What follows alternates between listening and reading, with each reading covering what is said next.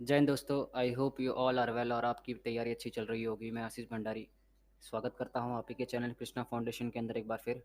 तो आज हम पढ़ने वाले हैं माइक्रो इकोनॉमिक्स। जैसे कि आपकी क्लासेस माइक्रो इकोनॉमिक्स की क्लासेस पहले से स्टार्ट हो चुकी है। अगर आपने मेरी प्रीवियस वीडियोस नहीं देखी है तो वीडियो के एंड में एक प्लेलिस्ट आएगी, उसको क्लिक करके आप सीधा जाके उस प्लेलिस्ट को देख सकते हैं। ठीक है। और अगर आप चाहते हैं इस पूरी की पूरी कोर्सेज़ का फुल एक्सेस बिना किसी परेशानी के, तो आपको क्या करना पड़ेगा। यह है आपका जॉइनिंग प्रोसेस। सामने आपको एक क्यूआर कोड दिख रहा होगा, आपको क्यूआर कोड को स्कैन करना है। जैसे ही आप स्कैन करके आप पेमेंट करते हो 201 रुपये की, ओनली 201 रुपये की आप पेमेंट 9278032677 इस नंबर के थ्रू पेमेंट कर सकते हो ऑनलाइन, गूगल पे, फ़ोनपे, पेटीएम, किसी के थ्रू।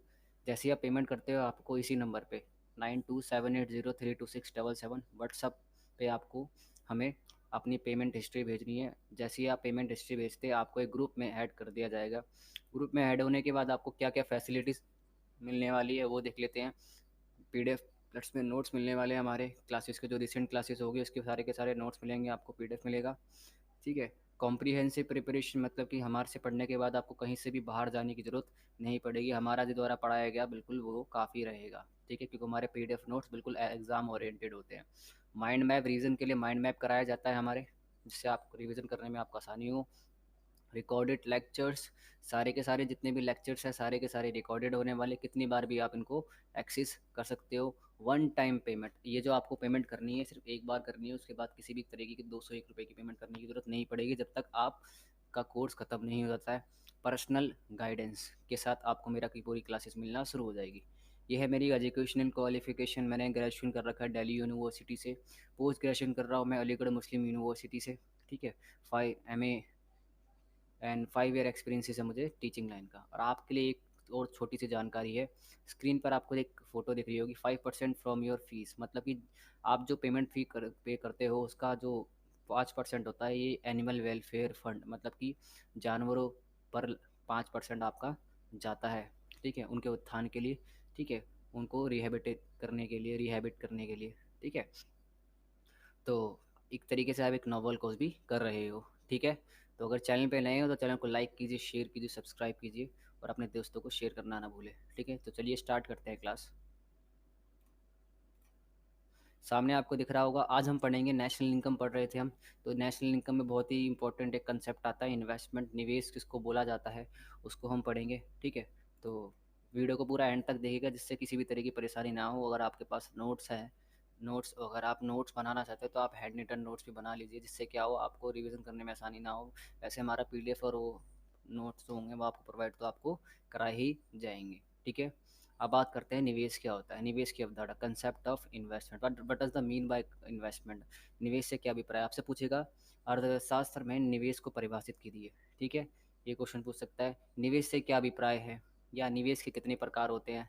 ठीक है, तो ये क्वेश्चन आपसे पूछ सकता है। ठीक है, ये कंसेप्ट होगा। तो आपको क्या लिखना है, सामने आपको लिखना होगा निवेश की अवधारणा। ठीक है। निवेश, निवेश को पूंजीगत स्टॉक के अतिरिक्त के रूप में परिभाषित किया गया है जो उत्पादक क्षम उत्पादक क्षमता को बढ़ाता है। अर्थव्यवस्था में दो प्रकार का होता है, सकल पूंजी निर्माण या शुद्ध पूंजी निर्माण। निवेश का एक दूसरा नाम होता है पूंजी निर्माण। ठीक है।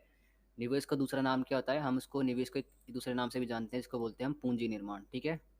क्या बोलते हैं हम इसको, पूंजी निर्माण। अंग्रेजी में इसको बोलते हैं हम क्या, कैपिटल, कैपिटल फॉर्मेशन। क्या बोलते हैं इसको हम, कैपिटल फॉर्मेशन। ठीक है। ठीक है। अब ये दो तरीके का होता है। पहला होता है ग्रॉस कैपिटल फॉर्मेशन और दूसरा होता है नेट कैपिटल फॉर्मेशन। हिंदी में सकल पूंजी निर्माण और दूसरा होता है शुद्ध पूंजी निर्माण। दोनों में अंतर क्या होता है मैं आपको अच्छी तरीके से समझाने वाला हूँ। कोई जल्दबाजी में नहीं, बिल्कुल आराम आराम से पढ़ेंगे, क्योंकि ये चैप्टर जो है बहुत ही इंपॉर्टेंट है कंसेप्ट इन्वेस्टमेंट का। अगर आपको इस सकल का समझ आ गया तो आपको चीज़ें धीरे धीरे करके समझ में आना शुरू हो जाएगी नेशनल इनकम के अंदर। ठीक है। मैंने आपसे बोला कि निवेश की अवधारणा, निवेश को पूंजीगत स्टॉक के अतिरिक्त रूप में परिभाषित किया गया। जैसे कि आपको एग्जांपल करो, आपकी कोई कंपनी है। ठीक है। उस कंपनी में आपने क्या कहते हैं एक साल, पिछले साल 2 लाख रुपए लगाए मशीनरी के अंदर। कितने लाख रुपए लगाए, 2 लाख रुपए लगाए। ठीक है। और आपने अगले साल क्या हो, आपका काम बढ़ गया। ठीक है, अब दूध का दूध का सप्लाई करते हैं, दूध दूध को प्रोसेस करते हो, ठीक है, उससे मिल्क मिल्क पाउडर या फिर अन्य चीज़ें बनाते हो, ठीक है।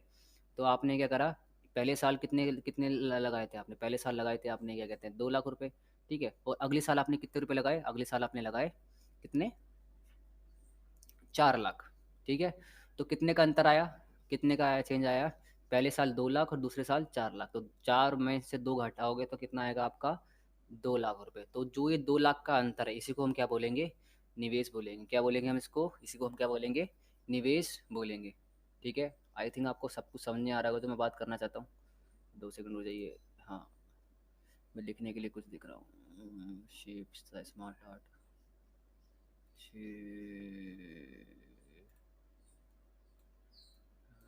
ठीक है, ठीक है, समझ में आ रहा होगा वो, ठीक है, ठीक है। मतलब कि आपने पिछले साल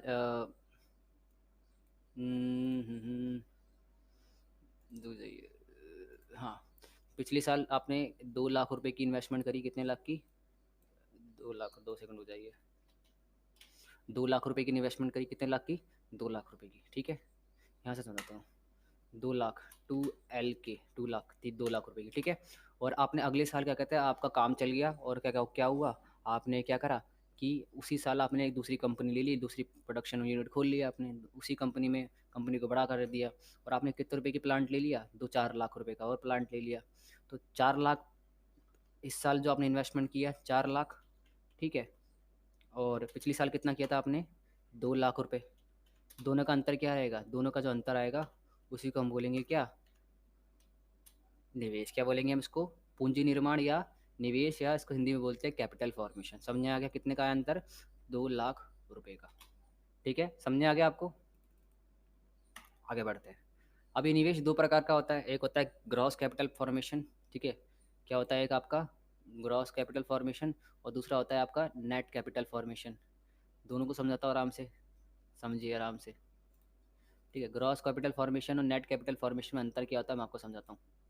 2 सेकंड रुकिए, इसको दिखा देता हूँ, हाँ, ठीक है। सकल पूंजी निर्माण,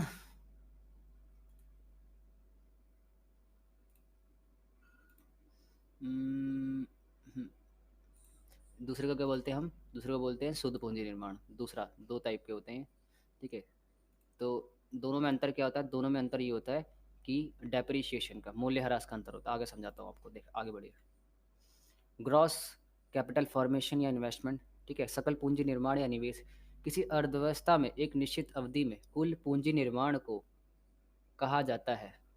सकल निवेश के रूप में जो मूल्यह्रास के लिए भत्ते देने से पहले, मतलब कि capital formation, the total capital formation in a given period in a economy is termed as gross investment and before making allowances for depreciation.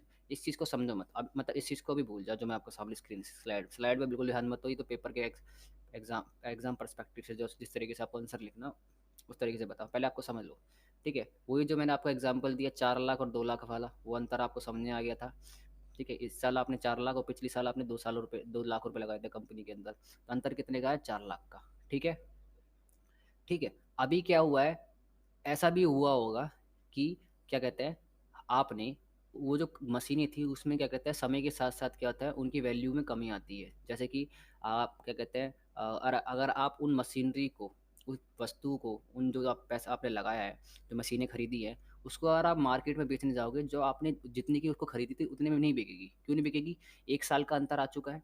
अब 1 साल का अंतर आ चुका है तो क्या क्या होता है, मशीन क्या समय के साथ क्या होती है, उसमें थोड़ी खराबी आती है ना, सामान्य टूट फूट होती है उसके अंदर, या फिर अप्रचलन होती है। जैसे कि मान के चलिए, ये भी हो सकता है कि जो आपने मशीनें खरीदी है, ढंग से समझिएगा जो मैं बात करना चाहता हूँ, बिल्कुल दिमाग में बैठाइएगा, जो आपने मशीनें खरीदी है वो पिछले साल क्या कहते हैं 2 लाख रुपए की आपने खरीदी थी, ठीक है, ठीक है। तो एक चीज़ देखिए कि समय के साथ साथ मान के चलिए अगले साल क्या होता है, क्या पता उसी कंपनी ने दूसरी मशीन निकाल दी अलग टेक्नोलॉजी में, है ना, तो जो पुरानी मशीन होगी ना उसकी वैल्यू घट जाएगी, ठीक है। तो ये जो वैल्यू घट रही है ना मशीन की, उसी को बोलते हैं हम क्या, मूल्यह्रास। क्या बोलते हैं उसको, मूल्यह्रास। तो मूल्यह्रास अभी हमने घटाया नहीं है समय के साथ साथ, ठीक है। मतलब सकल पूंजी निर्माण का मतलब ये होता है, जब हम क्या कहते हैं जितना आपने पैसा लगाया है कंपनी के अंदर, ठीक है, अपने जो मशीनें खरीदी है, ठीक है, उसमें से अगर आपने अभी मूल्यह्रास को नहीं घटाया है, नहीं समझ में आ रहा है, कोई बात नहीं, समझ में आ जाएगा, आगे चलिएगा तो और अच्छे तरीके से समझ में आ जाएगा। मतलब कि सकल पूंजी निर्माण बराबर क्या होता है, निवल पूंजी निर्माण प्लस में मूल्यह्रास। समझाऊंगा मैं आपको आगे जाके, ठीक है। अभी आपने क्या कहते हैं, उन जो आपकी मशीनों में जो कमी आई है, सामान्य टूट फूट हुई है, उसको नहीं घटाया है, ठीक है। आप समझते हैं डेप्रिशिएशन, मूल्यह्रास क्या होता है, जिसकी अभी हमने बात की थी। मूल्यह्रास, इसको दूसरा नाम क्या होता है, consumption of fix capital, CFC इसको शॉर्ट फॉर्म में बोलते हैं। अचल पूंजी का मूल्यह्रास या उपभोग, ठीक है।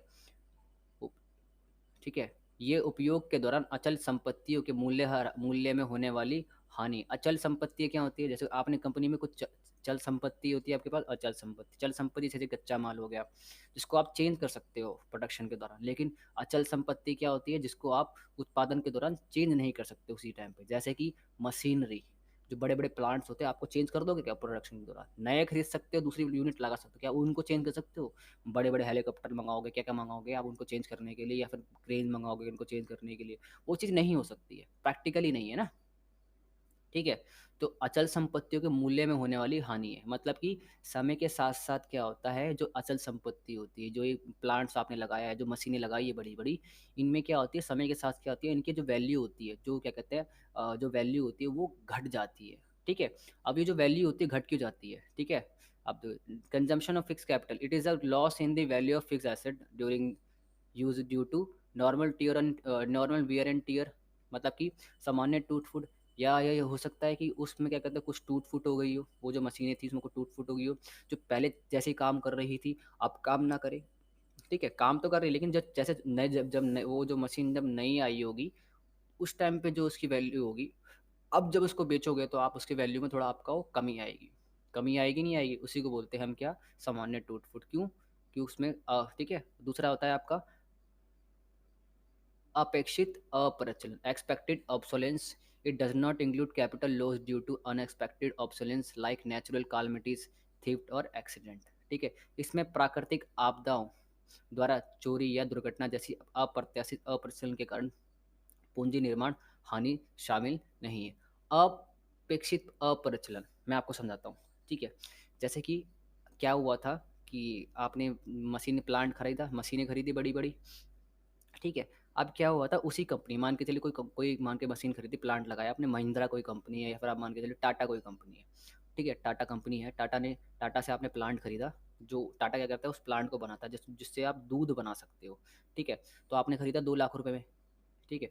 जैसे आपने 2 लाख रुपए में खरीदा, तो क्या हुआ, 1 साल बाद क्या होगा, अगर आप उस प्लांट को किसी को और को बेचोगे ना, उस मशीनों को, तो आप क्या होगा, आप उनको आराम से वो वैल्यू आपको नहीं मिलेगी, 2 लाख रुपए से कम ही मिलने वाली है। क्यों मिलेगी 2 लाख रुपए से कम, क्योंकि क्या होता है, समय के साथ साथ जो टेक्नोलॉजी होती है, जो तकनीक होती है, वो पुरानी हो जाती है। क्योंकि समय के साथ साथ उससे अच्छी मशीनें मार्केट में आ जाती है, लोग पुरानी मशीन नहीं खरीदते, नई मशीनें खरीदते, उसी को बोलते हैं अपेक्षित अप्रचलन, जो अब मार्केट में नहीं चल रही है, लोग उसको कम खरीदते हैं, ठीक है। तो इसके कारण भी चीज़ों की वैल्यू में जो अचल संपत्तियाँ होती है, अचल संपत्तियाँ मतलब कि मशीनें, बड़ी बड़ी मशीनें की बात कर रहा हूँ, इनके वैल्यू में कमी आती है, ठीक है। एक बार और समझा देता हूँ मैं आपको, ठीक है। डेप्रिसिएशन और कंजम्पशन ऑफ फिक्स कैपिटल, मतलब कि डेप्रिसिएशन का दूसरा नाम क्या होता है, consumption of fix capital, it is a lose in the value of fixed assets during use due to normal wear and tear and expected obsolescence, ठीक है। मतलब कि डेप्रिसिएशन क्या होता है, जो आपकी फिक्स कैपिटल होती है, उसकी जो क्या कहते हैं वैल्यू होती है, क्या कहते हैं, उसके अंदर क्या आती है, कमी आती है, कमी आती है, ठीक है। उसी को हम बोलते हैं क्या, डेप्रिसिएशन। मतलब कि समय के साथ साथ जो आपने मशीनें खरीदी, बड़े जो अचल संपत्ति खरीदी है, या फिर फिक्स एसेट जो खरीदी है, उसमें क्या होती है, उनकी वैल्यू में कमी आती है। कारण क्या हो सकता है, 2 कारण बताए मैंने आपको। पहला कारण क्या था, नॉर्मल टीयर एंड वियर, मतलब कि सामान्य टूट फूट, मतलब कि या तो वो थोड़ा टूट फूट जाए, इसके कारण भी हो सकता है, उसमें थोड़ी कमी आ जाए, ठीक है। या दूसरा एक्सपेक्टेड ऑब्सोलेंस, मतलब कि उसकी वैल्यू में समय के साथ क्या होता है, जो नई टेक्नोलॉजी आ जाती है, अपेक्षित अप्रचलन के कारण क्या होता है, मार्केट में दूसरी मशीनें आ चुकी है जो उससे अच्छी है, बेहतर है, अब लोग उसको कम खरीदना चाहते हैं, तो ऑब्वियस सी बात है उसकी वैल्यू में कमी आ जाएगी। समझने आ गया आपको, ठीक है। अब आपको एक चीज़ और समझनी है, यहाँ पे बहुत इंपॉर्टेंट कंसेप्ट है, ठीक है। डेप्रिसिएशन में क्या होता है, डेप्रिसिएशन दिस याद रखिएगा दो कारणों से होता है। या तो या तो होगा नॉर्मल वियर एंड टियर, मतलब या तो मशीनों के अंदर मशीन टूट जाए, या फिर उसके अंदर आंतरिक वो अंदरूनी कोई खराबी आ जाए, ठीक है, वो इंटरनल थोड़ी डैमेज हो जाए, या तब तब उसकी कम वैल्यू मिलेगी आपको अगर बेचने जाओगे तो। या दूसरा ये भी हो सकता है अपेक्षित अप्रचलन, या फिर उसकी जगह कोई अच्छी मशीन आ गई अप्रचलन, ठीक है, अब लोग उसको कम खरीदना चाहते हैं, तो इसलिए क्या होगा, तब उसको कम पैसे देंगे, है ना, अगर आप मार्केट में बेचने जाओगे। ठीक है। इसमें प्राकृतिक आपदाएं, चोरी या दुर्घटना जैसी अप्रत्याशित अप्रचलन के कारण पूंजी हानि शामिल नहीं है। देखो, डेप्रिसिएशन में क्या, भी क्या जब हम न्यूमेरिकल सॉल्व करेंगे नेशनल इनकम में, तब आपको ये चीज़ें दी जाएगी। ठीक है, तो आपको याद रखना है डेप्रिसिएशन में सिर्फ दो चीज़ें शामिल होती है। डेप्रिसिएशन मतलब कि जो अचल संपत्ति होती है, ये जो जो फिक्स कैपिटल जो होती है, उसके मूल्य ह्रास में उसके जो क्या कहते हैं जो वैल्यू होती है, उसमें दो कारण से उसकी वैल्यू में कमी आती है। पहला होता है नॉर्मल वियर एंड टियर, सामान्य टूट फूट, ठीक है। दूसरा होता है एक्सपेक्टेड ऑब्सोलेंस, मतलब कि अपेक्षित अप्रचलन, ठीक है। इसमें मान के चलिए आपके यहाँ पर क्या आई, बाढ़ आ गई, ठीक है, भूकंप आया, ठीक है, ठीक है, या कोई दुर्घटना हो गई, ठीक है, तो ठीक है, तो उसके कारण भी क्या होता है, वो चीज़ें खराब हो सकती हैं, या फिर उनकी वैल्यू कम हो जाएगी। अगर आप बेचने जाओगे दोबारा तो कौन खरीदेगा, नहीं खरीदेगा ना। तो इसमें इन चीज़ों को इंक्लूड नहीं किया जाता है। क्यों नहीं किया जाता है, मैं आपको आगे जाके समझाऊंगा, इतना ही आप याद रख लीजिए बस, ठीक है। इकोनॉमिक्स में कभी कभार क्या होता है, कुछ चीज़ें ना आपको ना समझनी नहीं पड़ती, कुछ चीज़ें रटनी भी पड़ती है। ऐसी बात मैं आपको सच सच बोल रहा हूँ, हर चीज़ें आपको समझा दी जाए वो चीज़ संभव नहीं है, ना वो आप समझ सकते हो। ठीक है, आपको एग्ज़ाम आराम से बिल्कुल अच्छे नंबरों से पास करना है, तो जैसा बोला जाए बिल्कुल वैसा करो, आराम से आपके अच्छे नंबर आएंगे।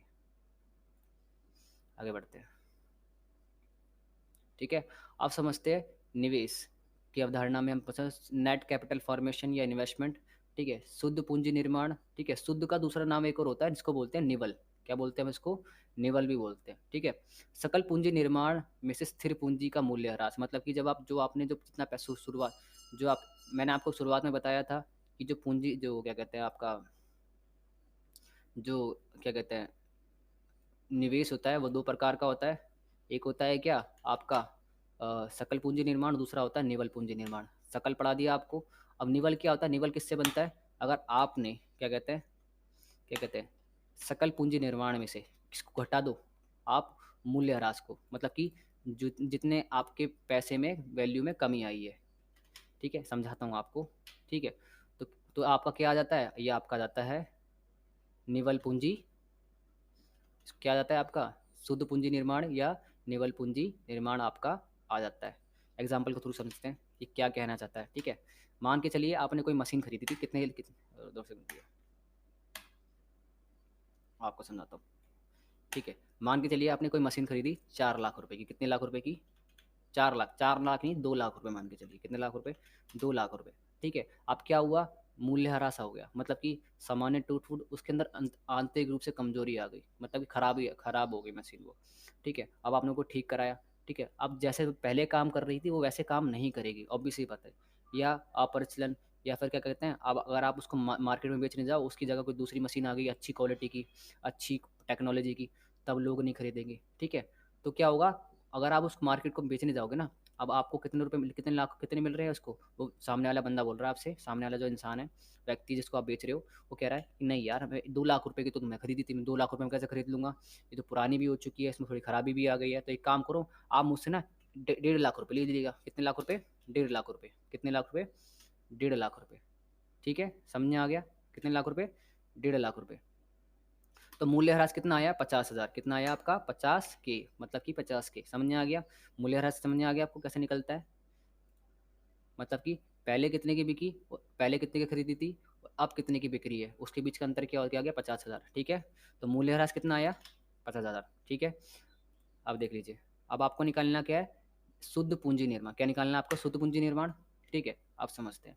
तो शुद्ध पूंजी निर्माण निकालने के आपके फॉर्मूला क्या होता है, सकल पूंजी निर्माण माइनस में मूल्य ह्रास। ठीक है, शुद्ध पूंजी निर्माण कितना है आपका, 2 लाख रुपए, मतलब कि आपने मशीन खरीदी 2 लाख रुपए की, और मूल्य ह्रास कितने का हुआ, 50,000, कितने का हुआ, 50,000, मतलब कि अब उसको आपको उसके 50,000 रुपये कम मिल रहे हैं। ठीक है, अब उस मशीन की वैल्यू कितनी है, 1.5 lakh.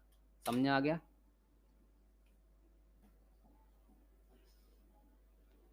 Means net capital formation equals to the gross capital formation, ठीक है, ग्रेस कैपिटल फॉर्मेशन माइनस में क्या, माइनस में आपका डेप्रीशिएशन, क्या आता है आपका एंड में, डेप्रीशिएशन, आपको उसको ग्रीन, ठीक है, डेप्रीशिएशन समझ आ गया। जब आप ग्रॉस कैपिटल फॉर्मेशन में, मतलब कि गैर ग्रॉस कैपिटल फॉर्मेशन कितना था आपका, ये था आपका 2 लाख रुपए, कितना था आपका 2 लाख रुपए, ठीक है, 2 लाख रुपए था आपका, ठीक है, और आप मूल्यह्रास कितना था, डेप्रीशिएशन कितना था इसमें कि 50,000, 50,000 कितना था, 50,000, ठीक है। अब जब 2 लाख में से 50,000 घटाओगे तो कितना आएगा आपका 1.5 लाख, जिसको बोलेंगे हम क्या, ये क्या है आपका, ये यही आपका क्या है आपका, ये आपका है नेट कैपिटल फॉर्मेशन। मतलब कि आपने कितने रुपए की मशीन खरीदी, अब कितने रुपए आपको कम मिले, ठीक है, उसको घटा दो, और अब उस मशीन की वैल्यू क्या है, उसको बोलते हैं नेट कैपिटल फॉर्मेशन या शुद्ध पूंजी निर्माण।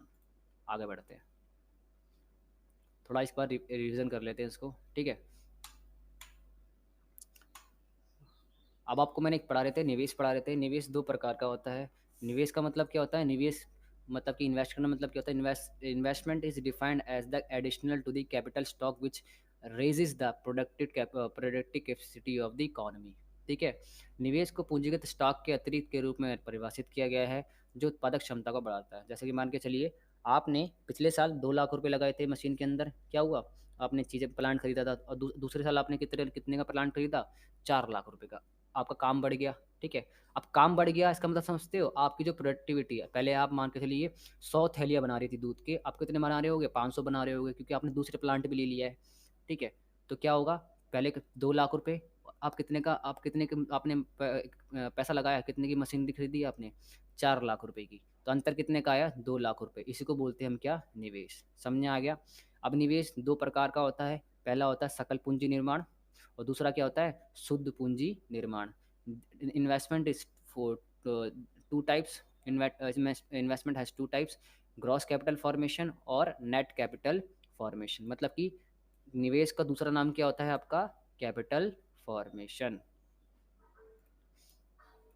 आगे बढ़ते हैं, ठीक है। ग्रॉस पूंजी, ग्रॉस कैपिटल फॉर्मेशन या इन्वेस्टमेंट क्या होता है, the total capacity formation is given period in a economy is termed as gross capital investment and before making allowances for depreciation. मतलब कि जब आपने जितना पैसा लगाया मशीनरी के अंदर, उसमें से अगर हम मूल्यह्रास को, डेप्रिसिएशन को नहीं घटाते हैं, तो क्या होता है, क्या आता है आपका, वो आपका आता है सकल पूंजी निर्माण। जैसे कि आपने क्या कहते हैं, मशीनरी के अंदर तो पिछले साल 2 लाख रुपए लगाए थे और इस साल कितना लगाए हैं, 4 लाख रुपए, तो अंतर कितने का आया, 2 लाख रुपए का, ठीक है, समझ लिया। अब क्या होगा, उन मशीनों में कमी भी तो आएगी, क्या कहता है कि उस समय सामान्य टूट फूट, जिसको बोलते हैं हम क्या, जिसको बोलते हैं नॉर्मल वियर एंड टीयर, ठीक है, आंतरिक रूप से खराब हो जाए, मशीनें टूट फूट हो जाए, या उस तरीके से काम ना करे, या एक्सपेक्टेड ऑब्सोलेंस, अपेक्षित अप्रचलन, मतलब कि कंपनी मार्केट में उससे अच्छी कोई मशीन आ गई है, ठीक है, उसके कारण भी मशीनों की जो होती है, क्या कहते हैं, उनकी उसकी जो वैल्यूज़ होती है उनमें कमी आती है। अभी आपने उनको घटाया नहीं है, मतलब कि जितनी की थी उतनी की आपकी अभी, ठीक है, उसको बोलते हैं क्या, सकल पूंजी निर्माण। लेकिन दूसरा होता है आपका net capital formation. Net capital formation क्या होता है, पहले आपकी कितने की वैल्यू थी, 2 लाख रुपए की, ग्रॉस कैपिटल फॉर्मेशन कितने की मशीन खरीदी थी आपने, आपने 2 लाख रुपए का अंतर आ रहा था आपका जो पहले में, ठीक है। अब उस आपको कितने रुपए कम मिल रहे हैं उसके, 50,000, क्यों, दो कारण हो सकते हैं इसका। पहला कारण हो सकता है आपका, या तो मशीन पुरानी हो जाए, या वो मशीन उसकी या फिर उसकी वो खराबी आ जाए इसमें कुछ, तो तभी उसके थोड़े पैसे कम मिल रहे हैं।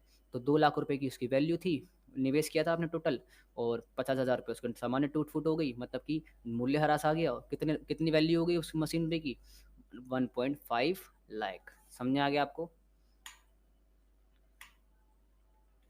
ठीक है। तो आज के लिए इतना ही काफ़ी है, ठीक है। मिलेंगे अपनी नेक्स्ट वीडियो के अंदर। अगर चैनल पे नए हो तो चैनल को लाइक कीजिए, शेयर कीजिए, सब्सक्राइब कीजिए अपने दोस्तों के साथ, ठीक है। और फुल, अगर आपको फुल एक्सेस चाहिए तो आप देख लीजिएगा, ठीक है। तो मिलेंगे अपनी नेक्स्ट वीडियो के अंदर। जय हिंद, जय भारत।